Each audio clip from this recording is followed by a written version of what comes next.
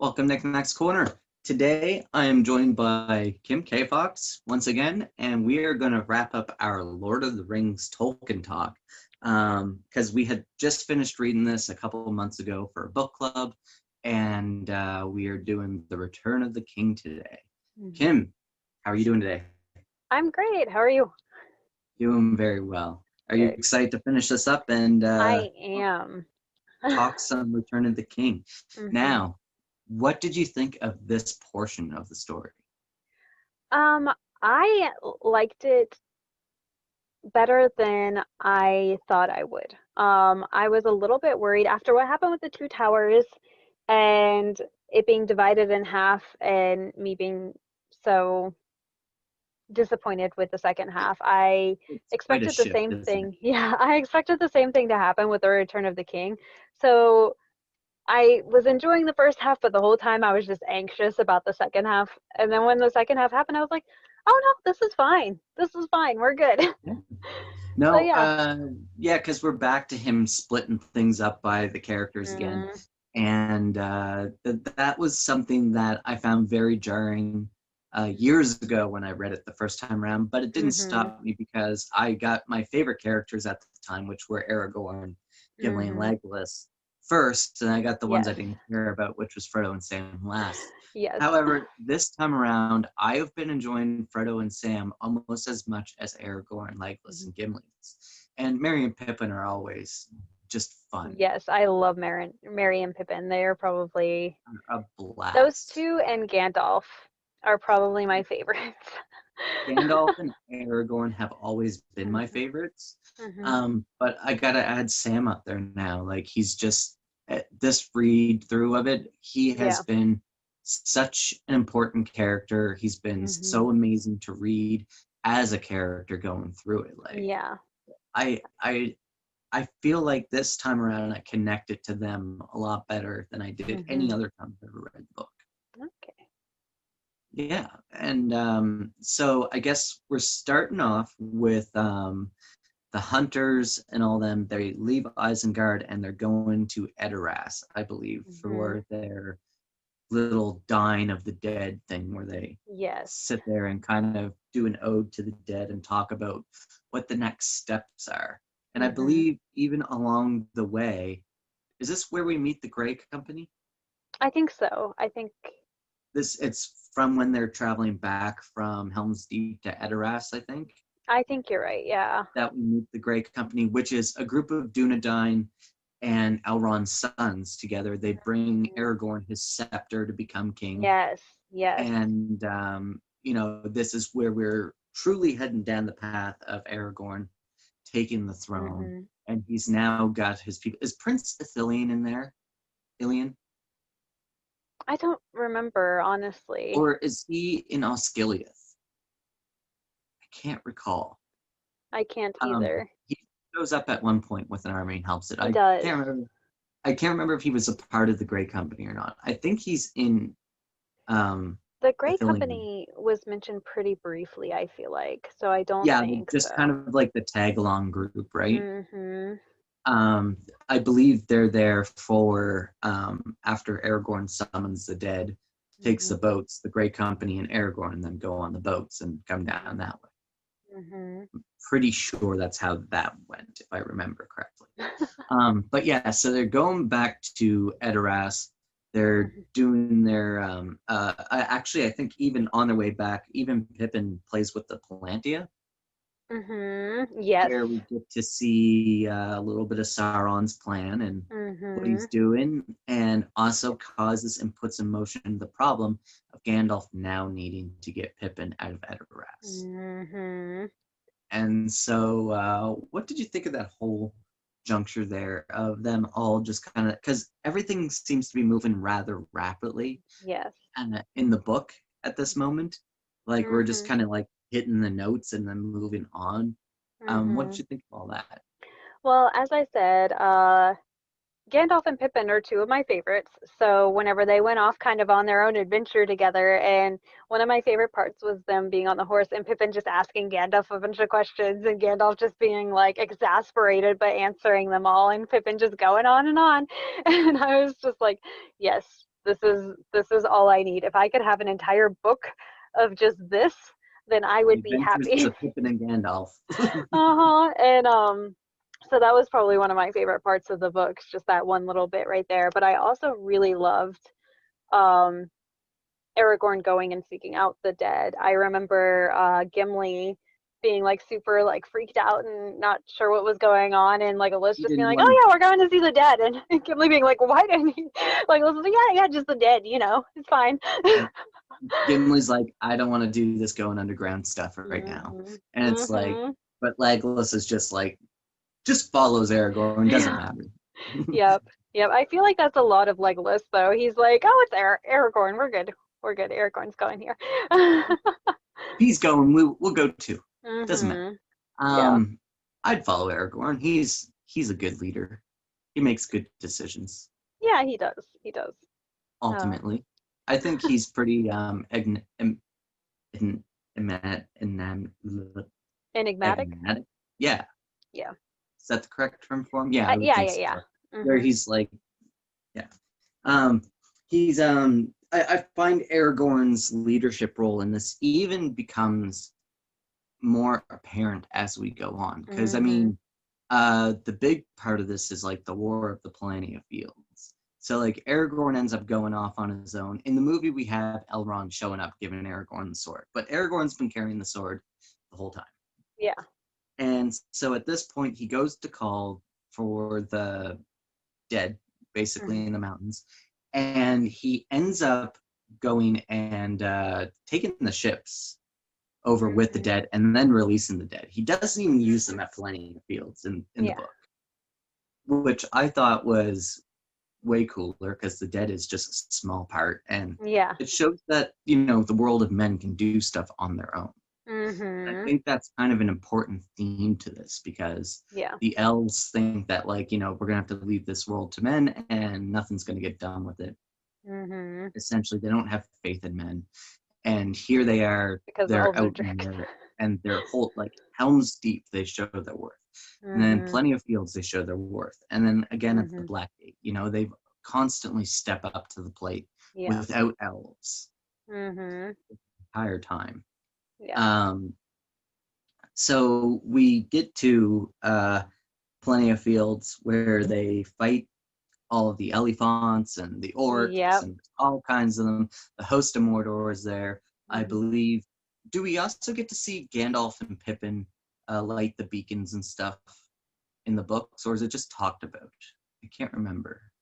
I honestly don't remember that part either. I think it's just mentioned, like in Yeah. passing, because it never specifically says that Pippin lights the beacons, Mhm. but it happens that the beacons are lit. So I don't think we see Gandalf and Pippin until Aragorn and them show up in the Yeah. city. Like Gondor's already under siege. Yeah. I remember a conversation happening about it, but I don't, Yes, yeah, I honestly don't that's what I mean. remember. Like it was just Yeah, mentioned in exactly. passing, Yeah. sort of. Mhm. Yeah, and so the beacons get lit. Rohan answers. They all come down. Merry is Mhm. riding on his own horse, and Mhm. Theoden allows him to go to war. Mhm. There is none of this. My riders can't bear you as a burden stuff. No, Mhm. he's just allowed to go from the get go. And I Mhm. think that's awesome because Yeah. him and Eowyn do Mhm. some crazy deeds in this book. They do. They do. Um, we're gonna get there in a second. What did you think of like the way it was handled about the storytelling going forward into this battle? I really enjoyed it. I am not a huge battle reader, I guess, whenever it comes to it. I get lost easily, and I tend to take things very literally when I read them. So sometimes I'll read things and I'll be like, how did that happen? And I'll have to read the situation like 5 times over. But I felt like it was actually surprisingly clear based on how Tolkien can be. And maybe because, I don't know, maybe just because of his writing style, it just came off really well to me. But I actually just like flowed through it and just really enjoyed it as it went. Um, Yeah. so yeah. And like for as much as Tolkien stops and dwells on a single thing Mhm. and writes forever about it. Mhm. He really does these parts of the book in rapid succession with not Mhm. a whole lot of stuff, like not a whole lot of information. Yeah. It's kind of like stuff that's just mentioned in passing and then we move along, right? Mhm. And I think that's a very interesting way for him to write in my own mind. And I thought that it was really great because we also end up getting to see the fell beasts again Yes. in Gondor. So now the fell beasts are out and about because Sauron's trying to take the world of men right now. Mhm. And Aragorn and them show up, and now the Battle of Plenty of Field has commenced, and the Witch King is trying to fight Theoden and kill him. And here we are, Yeah. Eowyn and Merry. What do you think Yes. about that? I loved that scene. It's always been one of my favorite scenes in the movies. Yeah. So I was really looking forward to reading it, and I loved it in the books just as much. I love the build up with Eowyn, with her constantly being told, don't fight. We need you to stay back and take care. Which is completely reasonable. Like, we need someone to And you need actually someone to lead. rule just in case. But I also understand her like wanting to be like, no, you guys are going off to fight. I don't want to leave you guys alone. And so the buildup Or of your that. princess of her own, right? Mhm. Yes, and I really enjoyed the entire, I guess, process of development, and how Tolkien sort of framed it like she had this drive to battle specifically almost for this battle. Like, this was her battle. This was her destiny, sort of thing almost. And 3 books, but we got a mhm. female protagonist. But she was Four a books really if you good one include at The least. Hobbit. But yeah, and I will say that yes, I do appreciate the movies playing up Arwen a lot more because of Yeah. that. And yes, but I do think that she was well done, and I think that she actually had a pretty good arc, considering that she wasn't around for as long as all the other characters at this point. Oh, Yeah. Um, I was really enjoying the way that Mary still has his borrow down sword, and the sword mm-hmm. is what broke the connection between the Witch King. Can we pause for a second? Yeah. Okay. If the video jumped, sorry about that. We're in the middle. I just had to go run out for a second. So we were talking about Mary and the Witch King, him using his borrow down sword Mm-hmm. to break the connection between the Witch King and Sauron, making it possible to kill the Witch King. What did you think about that whole scene there? Because even Eowyn gets to have her heroic Mm-hmm. moment of protecting her. Yes. I loved it so much. Just the whole thing where it was almost like Mary. It wasn't even a situation where he was necessarily trying to kill the Witch King. I feel like he was like trying to help Eowyn, He was trying to and protect her. yeah, exactly. And so he just kind of flailed at the Witch King and happened to slash him on the back of the leg. And he's screaming her name, and she like is able to stab the Witch King and kill him. So, oh, Oops, you hear me now? yep, I can. Okay. um, Someone tried to call me for some oh, reason. okay. So he was flailing, and then you cut out. So Yeah, okay. I was saying that he was kind of just like almost flailing his sword at the Witch King whenever he just like cut the back of his leg, and that was just the opportunity, just that pause, that moment that Eowyn needed to kind of gather herself up to be able to, and even though he didn't know it and she didn't know it, it was kind of exactly what was necessary to be able to actually kill the Witch King. Even though he's not really, I guess, dead. He just kind of can't have a body now, which is basically like being dead. yeah, he's just a Yeah, spirit in the spirit realm. yeah, yeah. Oh, So we have the victory of Gondor. Mm-hmm. They have won the battle, Mm-hmm. and Aragorn refuses to enter the city. Mm-hmm. When he goes in cloaked into the House of the Healing. Yes. What did you think of this whole portion of the House of the Healing? Because in the I movie, yeah. Merry just kind of gets up and goes about his day, but in the House of the Healing, he's seriously injured from the Witch King. Mm-hmm. And I really feel like they stepped back on that for some reason. I don't know why Mm-hmm. for the movie, but it was one of my favorite things was getting to see Aramir and Eowyn through the eyes of Merry, Mm-hmm. as well as Aragorn healing everyone. And of course, the famous line, the hands of a king are the hands of a healer, which I found to be quite well done. And I really enjoyed that because Tolkien's awesome for putting lots of songs and poems inside of his Mm-hmm. books. And I found that to be one of my favorite ones that always has stuck with me. Yeah. I also, this was one of my favorite Aragorn moments. Just also, like, the healing aspect was really cool, but it was also one of his best sass moments. And I really love sassy Aragorn because, um, It's not a whenever, stoic character. exactly, and whenever he had healed Mary, I think it was, I think it was Mary, it might have been Pippin who asked for some long bottom leaves to smoke. And he was like, well, you can ask the local healer because he had just gone through this whole thing with the local healer trying to find, I forget the name of the He's herb. oil. Yeah. And he had just gone through this whole thing trying to find some king's foil, he said it was. Yeah, or And at last. yeah, and like the healer had like gone on and on about like the folk songs that it had, and oh well, we call it this and we call it that, and and Maybe before different for everything. before yeah, before Aragorn was just like, but do you have it? Do you know where I can get some?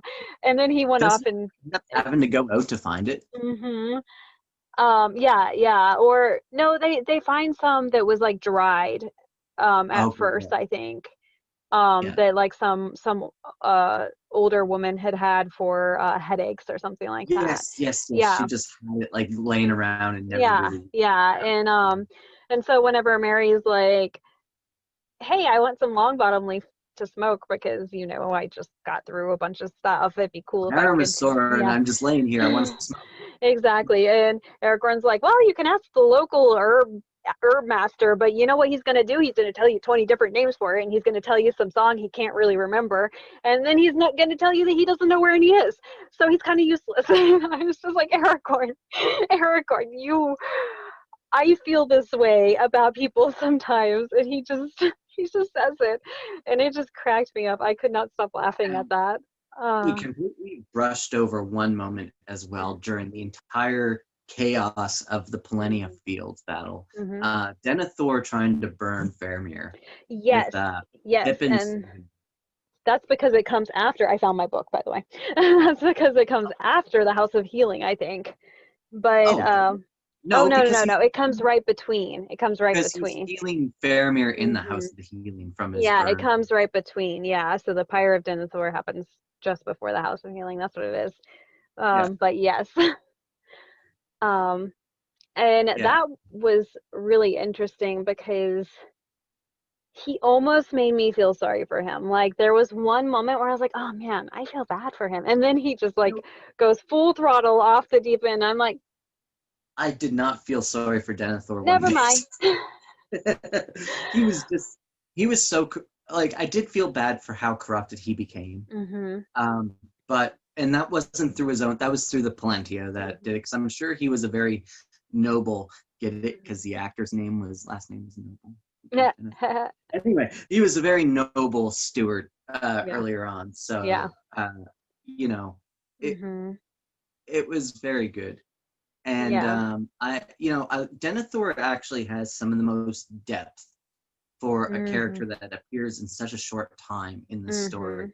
His character is really well done to the point that you loathe him Yeah. for the way he treats Faramir, right? You don't really Mhm. have any care for him. You're actually looking forward to him to be gone, Well, basically. and that's where I kind of felt a little bad for him because just before he tries to burn Faramir, he is going on and on about, oh gosh, the last words that I said to him were horrible. I can't believe that I treated him That that bothers way right before remorse. he rode to his death, and he regrets it so much that he wants to throw himself in the fire as well.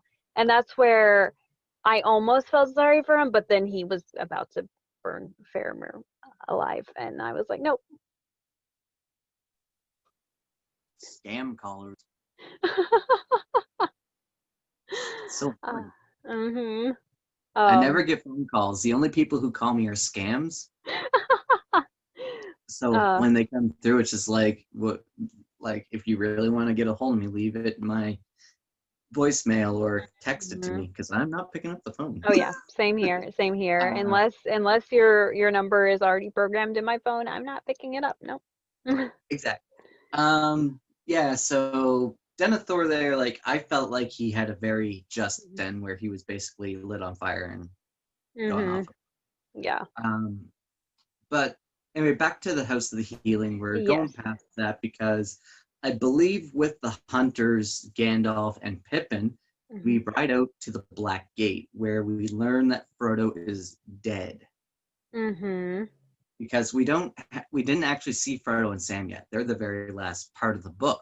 Yeah. So we don't know what's going on with them. And all this time has gone by since we've last seen Frodo and Sam. Yeah. And all we get is that they have his cloak, they have his Mm-hmm. chainmail, and they end up like showing them and saying that he died, and Mm-hmm. you get the whole Black Gate moment. Mm-hmm. Oh.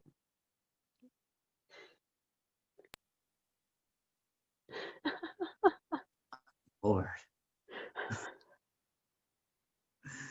sorry people for this.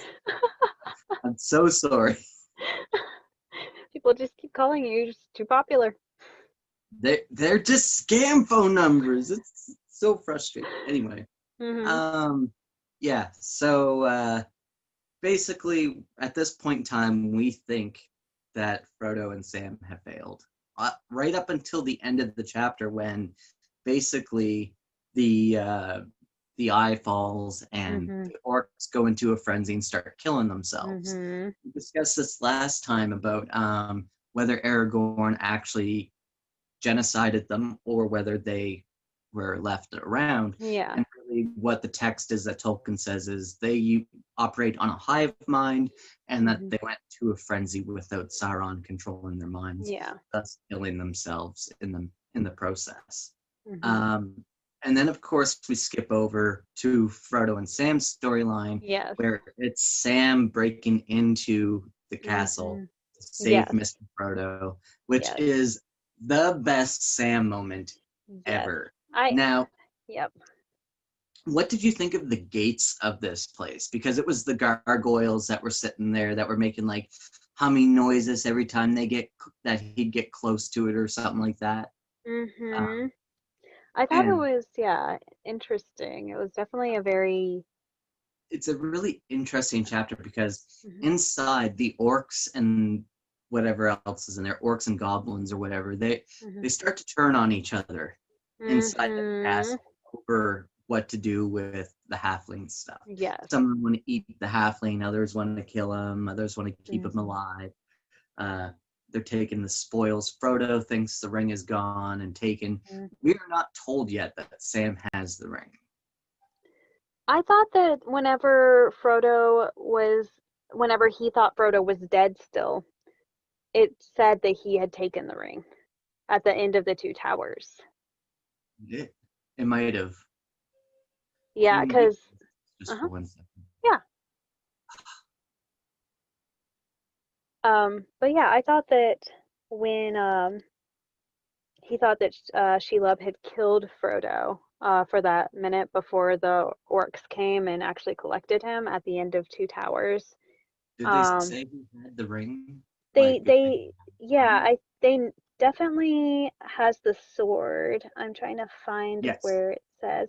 Yeah, yeah, because he's talking about how what me take the ring, and how he thinks about it and how the Council of Elrond chose him as a companion, and how if Frodo fails, it's on him to continue the mission. And so yeah, that's at the end of Two Towers. Whenever, Okay, yeah. Okay, that makes sense. That was my favorite Sam moment, because I loved that he is sitting here debating with himself about how he really doesn't want to do this, but it has to be done, and he's the only one left, and so he's gonna do it. And he's about to do it on his own. Exactly. Which is gotta be terrifying for him. Like, he's gone so far from the Shire. He's now in sole possession of the most powerful item in the entire world. And it's got to be scary to carry that weight on your shoulders. And he even goes in to save Frodo in the castle against all odds, and ends up coming out of it with Frodo, dressed up as orcs. Yeah. They end up waiting on the mountainside. And they get thrown into the group of orcs. Yes. Where they then have to start a fight and escape. Yes. Which I find almost comedic. Well, that whole entire section is comedic. It's not the first time the hobbits have used that, because when Merry and Pippin first got taken in the Two Towers, they did something very similar by like convincing the leader that they had the ring and that sort of thing, and that's how they escaped to go to the Ents. So it shows the cleverness of hobbits, and kind of how and that's like, their strategy. If you go back to Bilbo distracting the trolls for the dwarves, like they come up with stuff on the spot, and they're very, very intelligent creatures, and that's something I love about them, because they are my favorite race of people inside Tolkien's universe, for many, many reasons, and that is one of them is their intelligence. They are not fools. Like they call Pippin a fool, but he is not. Yeah, and not in the grand scheme of things. He does foolish things, but he is not a fool. It's nice to see sort of wholesome, good characters that aren't just foolish and overly, like, they are a bit naive, but not so naive that they can't get themselves out of trouble. Right. And there didn't need to be any shock and awe here for this to work. It was able to be very grounded, straightforward, the goodness. Oh, you froze on me.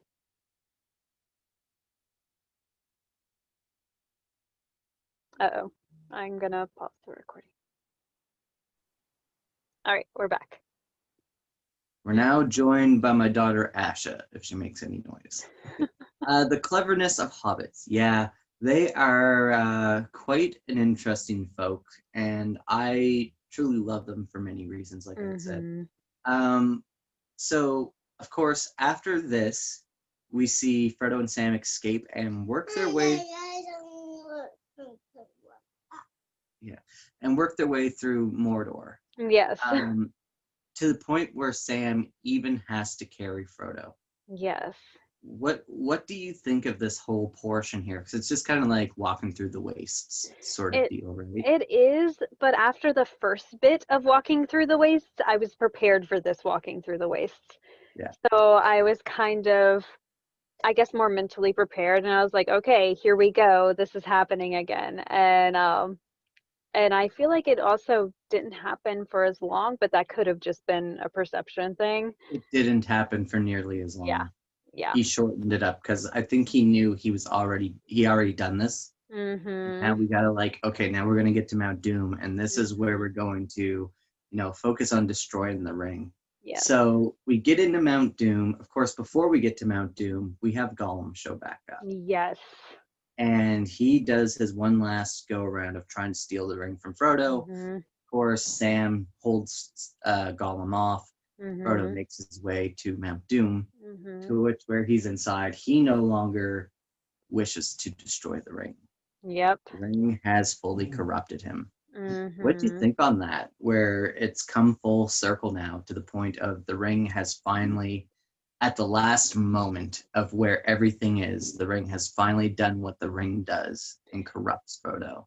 Well, it's very it reminded me a lot of in the movies whenever it showed a flashback to everything that happened with Isildur and how the same thing happened with him, At the very essentially. brink and moment of Yeah, destruction. Yeah, exactly. And it makes sense because the ring is very much portrayed as a living thing.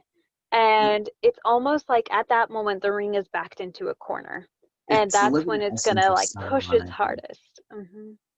right? I think it's the living essence of Sauron. Yeah, Yeah, yeah. he's a demigod. That's a lot of like, power there. hmm Um, I kind of wonder if maybe the ring is strongest in the place that it was made. That would make sense too. Anywhere else, that maybe the root of the power is not necessarily just Sauron, but the location of where hmm the ring was made. Yeah. Um, yeah, so we get there. Now Frodo puts the ring on for the last time, hmm and Gollum shows up and bites off Frodo's finger, and Gollum trips and falls over the hmm edge.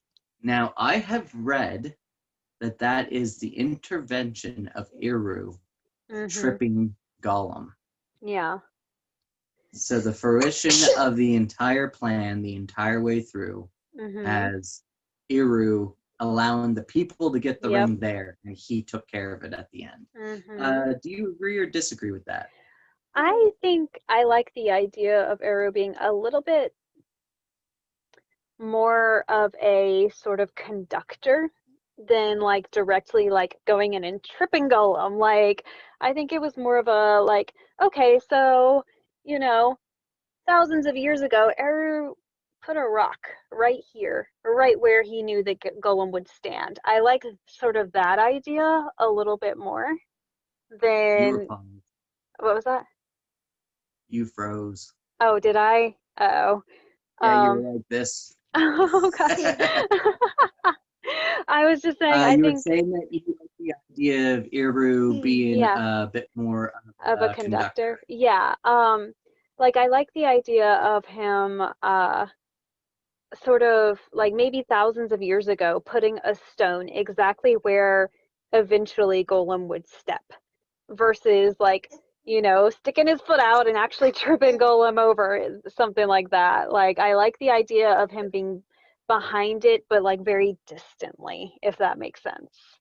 Um, He is God, so having him have such a simple way of dealing with that, would hmm be very godlike.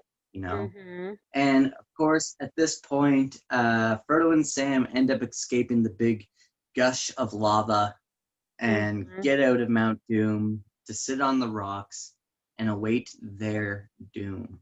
They sit hmm there and they reminisce about the Shire, how wonderful it is, the things they love hmm about it, and everything that they have just sacrificed and done Yep. to save the world, like the world. hmm So it really feels like the same aspect of the end of a war.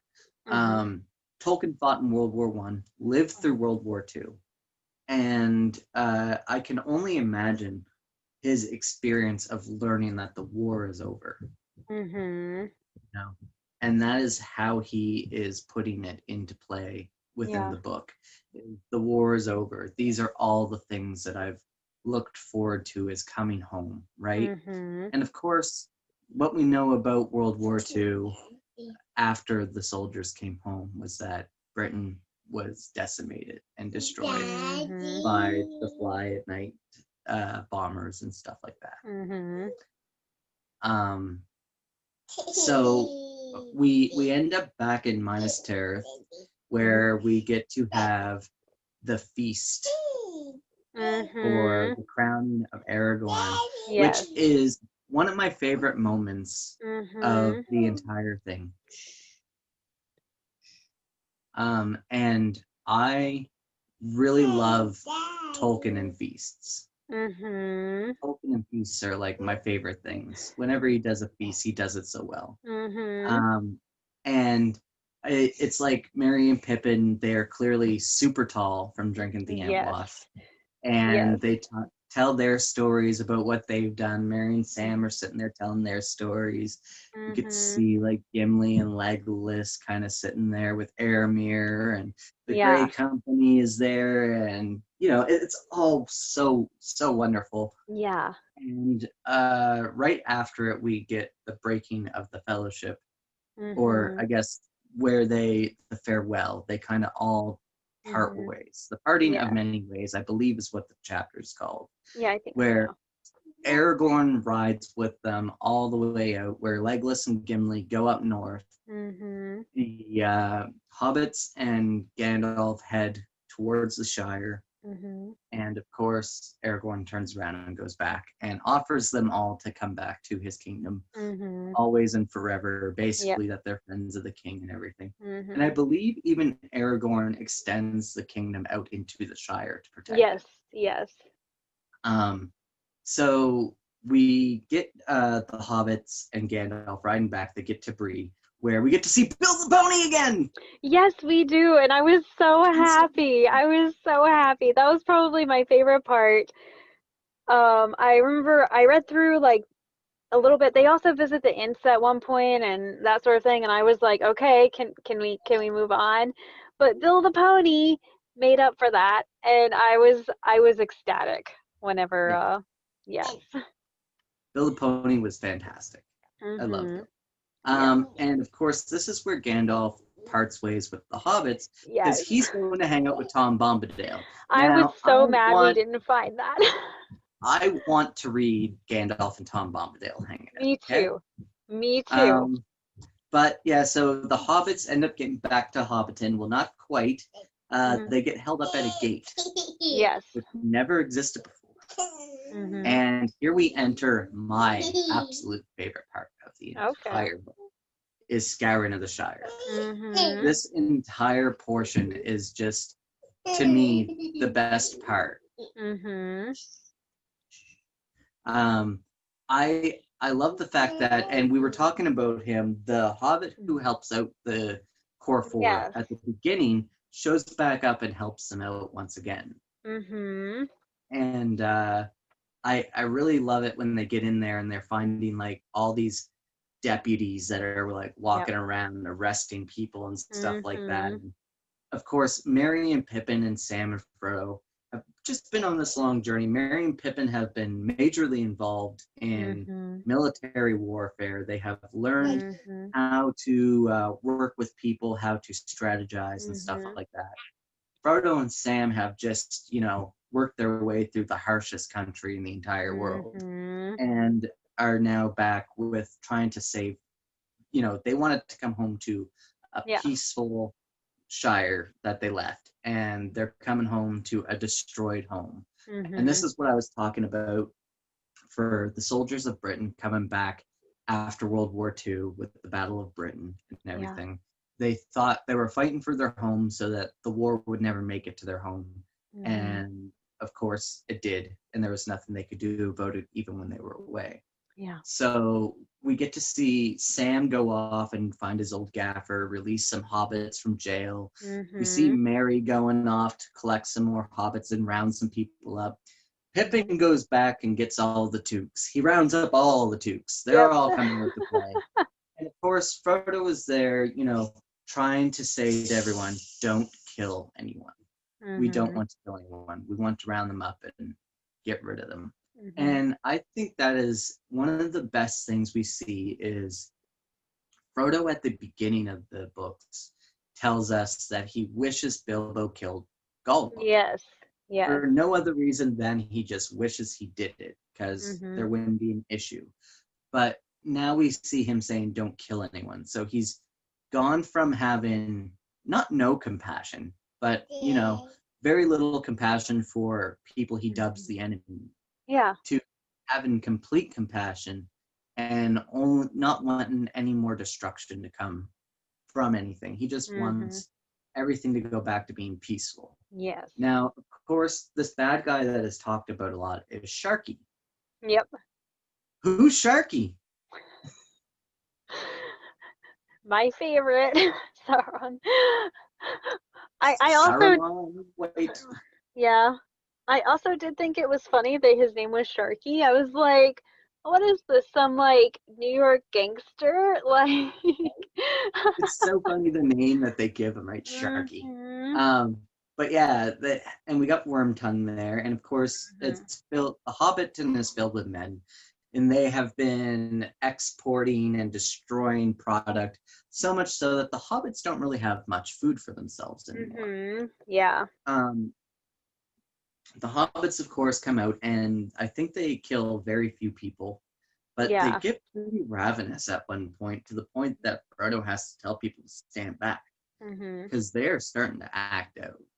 Yeah. And of course, Sharky Saruman is living in Bag End, and we get to see him and Frodo interact, where Frodo hmm pities him and sees him as one of these demigods that exists, and Yeah. doesn't wish death upon him for him to just go about his ways because he has no hmm power more than his silver tongue. hmm And so they end up letting him go. And as they do that, they tell Wormtongue to basically go back to Rohan and stuff hmm like that. I believe it's Mary talking to Wormtongue about it. I think And, so. and Wormtongue ends up stabbing Sharky. hmm That's because I believe Saruman starts putting him down and even like hits him or something like that. Like Yeah. starts treating him poorly. Oh yeah. And enough is enough. And so also Saruman tries to stab Frodo, but Frodo's wearing his mithril coat, Yep. Yep. and nothing happens from it, which is hilarious. And this is the part where he gets killed by Wormtongue, and then hmm Wormtongue is killed by Mary, or is it just hobbits with bows? I can't remember. I just remember that Mary has a bow at this point in time. Let's see. Yeah. Um. Let's see. Yeah, 3 hobbit bows twanged, and Wormtongue fell dead. Yep. Yeah. So it was just random hobbits shooting at him. Random hobbits, yeah. hmm And I just thought that this whole portion was amazing because, once again, Hobbiton isn't just a bunch of burrows in the ground. It's hmm buildings too, and they have industrialized Hobbiton to the point hmm that the hobbits now have to tear down all of Yeah. Hobbiton, rebuild it Yeah. properly. But luckily, Sam is given special dirt and a Yeah. special seed to grow this beautiful white tree, and he hmm grows the Shire back to the greenest that it's ever been. hmm Thank you, sweetie. Yeah, they go back to the country that used to be, hmm and I just loved how they went about doing this because Sam is the gardener, and it was just a perfect hmm end for him, It you know? was. And shortly after this, Frodo allows Sam and his family to live with him in a Bag End, hmm and Frodo leaves Sam Bag End as well as the book for him to hmm finish writing. Yes. And we all go off to the Grey Havens and we say hmm farewell to our heroes, Yes. Frodo, Bilbo, Gandalf. They all end up hopping on a boat with hmm Elrond and Galadriel Yeah. and all of them to hmm head to the Undying Lands, which in my mind is an allegory for heaven. Yeah. It makes sense because it's, back to where, Where the the elevator, the demigods are kind of Undying. from. Yeah. hmm So I really love how they went about this with the ending. A lot of people say there's too many endings. hmm It starts back at destroying the ring, and then it's Yeah. Aragorn coronation, and then it's the parting of the many ways, and then it's hmm the scouring of the Shire, and then it's the Grey Havens, Yeah. and they do have so many ends, and even then the Grey Havens isn't the last ending because the last ending is Sam going back to the Shire, hmm and that is Yes. our final ending, is him going back and Yes. settling. And of course, after that, we have the Appendixes, where we learn about what happens to everyone after. Did you end up reading those? I did not read those. I did not read those. I Oh, have them, But yeah, You once I was have done, I was kind of like, okay, I think I'm done for now. I haven't uh, gone back and read them yet. it's kind of like a what happened to all of our favorite characters. Okay. So Gimli and Legolas go and form elf haven inside Fangorn Hmm. Forest, and inside and the dwarves form inside Glittering Caves, so that they're like Okay. side by side with each other Hmm. in Rohan, not far away from Gondor. Okay. Sam becomes mayor for I don't know how many consecutive terms. He Hmm. is mayor for basically his entire life Okay. to the point where Okay. he dies. Like, and he doesn't die. He go after Rosie dies. He ends up going to the Grey Havens. Okay. He does go over. Legolas does take Gimli over to the Grey Havens. Gimli is the Hmm. only dwarf to go to the Grey Havens. Okay. Yeah, Um, I remember glimpsing that at some point because I did flip through it. I remember it being something along the lines of he wanted to see Galadriel again, yes. and so he got to. Yeah. Merry and Pippin end up going back to Rohan and Gondor respectively, and that's I Oh. believe they get buried there in their Hmm. respective areas. And Aragorn, we get to see him live a very long life. Hmm. I believe he lives to be like 180 something, 190 Okay. something maybe, Hmm. and like he rules for another 100 years. Yeah. And his son ends up becoming king after him, so that the line of kings Hmm. is continued now. Hmm. And Erwin goes to Lothlorien to die. Okay. Yes, so that's where everyone leaves off. If you ever want to read it, there's lots of good information in there. There's Okay. Yeah. family trees, how the languages are built. Hmm. Yes. Yeah, yeah. Hmm. So ultimately, at the end of all of this, how did you feel about The Lord of the Rings? I'm very glad that I read it, and I actually am probably gonna read through the Silmarillion again next year, as well as through Lord of the Rings again. It's just one of those things where it has, I feel like, a lot of depth that you don't necessarily catch the first time through, and I'm I've just read it 30 plus times and I found something yeah, new this time. yeah. Well, and I just am I'm big on rereading. I know a lot of people don't like rereading books, but I have my memory is awful and I really enjoy doing that. And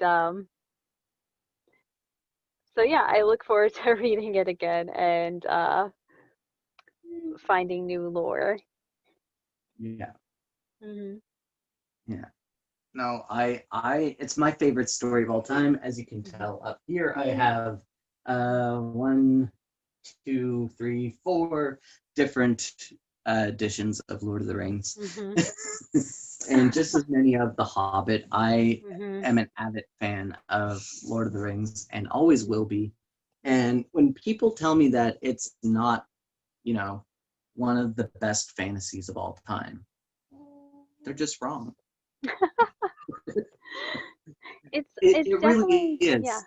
Hmm. I mean, like when you look at it for modern fantasy, Hmm. because we got ancient fantasy, which exists, of course, Hmm. like the Iliad and Odyssey. We Yeah. don't know if any of that's real. It could be just fantasy. We got Beowulf, Hmm. King Arthur, things like that. That's all ancient fantasy, right? Hmm. And that stuff has existed for a long time. Hmm. And here comes along Tolkien, and he writes this brand new story that he Hmm. makes up that is uh, complete fictional fantasy, fairy Hmm. tales.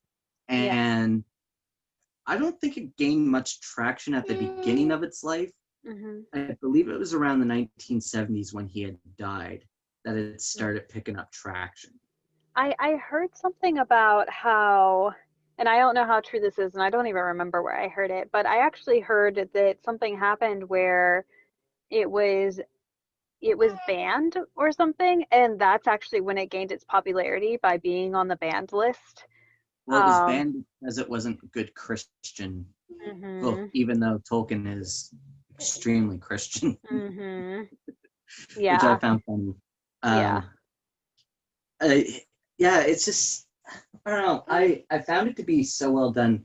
His lore is fantastic. I see Mm-hmm. people like George R. R. Martin trying to be the next Tolkien, and Mm-hmm. he's like pumping out all this history, but like Mm-hmm. I don't think he understands that without his story being complete, the history means nothing. Yeah. Like for Lord of the Rings, he wrote The Hobbit, he wrote The Lord of the Rings, and it just so happened that he had his own collection of Mm-hmm. notes and Yeah. letters, everything for short stories of Mm-hmm. his histories that he made up for this Mm-hmm. entire world. Yeah. And if it wasn't for Christopher Tolkien putting it together, we wouldn't have it. Yeah. And I'm so grateful for Christopher Tolkien Yes, putting everything together absolutely. because we have so much stuff out there that fills Mm-hmm. us in on so many things that has happened. Yes. Like the importance of Galadriel's hair. Yes. In The Lord of the Rings, it means nothing. But if Mm-hmm. you look at the Silmarillion, Mm-hmm. it's huge, Yeah. right? Like Yeah. Yeah. there is so much that happens within his Mm-hmm. universe that I think it is, to me, the best fantasy story that's ever been written. Mm-hmm. And that is a personal thing for myself Mm-hmm. that I feel it's the best for me. Yeah. And I know that there's a lot of people out there who agree with me. And Mm-hmm. then I think the majority of people would even say that if it's not the best, it's the most influential. Yes, it's definitely the most influential, and I would definitely agree that I would call it the best fantasy world building for sure. Big time. I understand people who want a bit more character arcs and that sort of thing, a bit more from characters, not being a huge fan of it, which is something that modern fantasy does focus on a lot more. But I do think that if you I guess I was surprised at how much character there was in the books because people talk about how the characters don't get developed at all. You don't learn anything about the characters. The characters are also stoic and all this stuff. And so I was very surprised at just how much you did get of characters because I was expecting just completely flat characters, all plot driven I and mean, world he building. doesn't flesh them out as well as it Hmm. could be, or even as well as a lot of characters are fleshed out in modern fantasy. But Hmm. they are fleshed out to a degree, and even Yes. then, so he gives us history on these characters, Hmm. which helps flesh them out. Yes. Because I mean, if you look at Erwin, her history starts back in the First Age with Hmm. Galadriel, who is her grandmother, Hmm. like, and then Galadriel getting married to Celebrimbor, Yeah. or Celeborn, and then ends up having a daughter who marries Elrond in the Second Age, and then we Hmm. get Arwen. Yeah. Like that is something that happens that Hmm. takes place long ago. So Hmm. that's character development too, Hmm. right? Yeah. Um, yeah, I Tolkien is the person who ignited my imagination as a child. Hmm. So like when I was young, I had imagination, but his books did something for me that no other book has ever done. And it gave me so much love and joy throughout my life that I'm just so happy that there's still people out there wanting to read it, still people Hmm. discovering it for the first Yeah. time. Because this was your first read through, right? It was. It was. I'd read The Hobbit several times, The Fellowship once, and this was my first time reading the entire series, though. Yeah, it's something that is very special, and I understand why they said for a long time that it could never really be made into a movie because Hmm. it is such a hard book to look at and go, how am I going to Hmm. do that? Yes. And I'm so thankful to Peter Jackson for bringing it to life. Hmm. He did an Even the excellent job. Hobbit movies, like people complain about them, Hmm. and we've discussed it before, Hmm. where like I am still thankful for it because we got them in another world we would have never seen them, Yeah, that's true. you know? And I believe Lord of the Rings, it used to be, I'm not sure if it is anymore, but it used to be the second highest selling book of all time, just below the Hmm. Bible. Yeah. Yeah. And I found that to be quite interesting. Yeah. Hmm.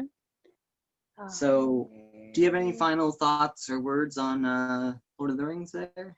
I mean, not really, other than that I'm glad that I did read them.